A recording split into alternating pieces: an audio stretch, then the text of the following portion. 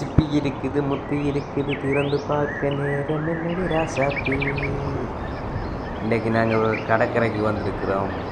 கடல் அடிந்தா சரியான அடி. ஆனால் இதுக்குள்ளேயும் நாங்கள் ஏறல் எப்படியே பிடிக்கிறன்றது தான் நான் பார்ப்போம். தின்றன் எந்தா ஒன்று சின்ன நொண்டு வந்துச்சு. எனக்கு மாட்டாமல் விடாது. கடல் அடிக்குது.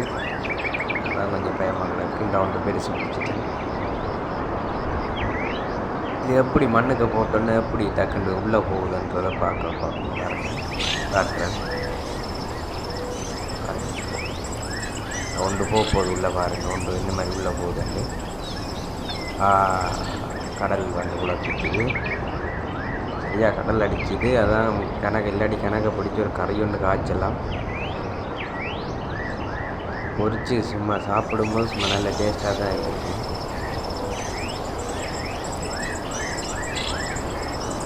நண்பன் கிண்டுறான். நண்பன் கிண்டி ஆனால் நண்பன் ஒன்றும் பிடிக்கவே இல்லை. ஒன்று காலுக்கு அந்த சின்னனா போகுது, ஆனால் பிடிக்கலை. அது கடல் வந்து அடிக்க அளவு கரைக்கு ஓடி போகிறேன். சரியான கடல் அடிக்கு.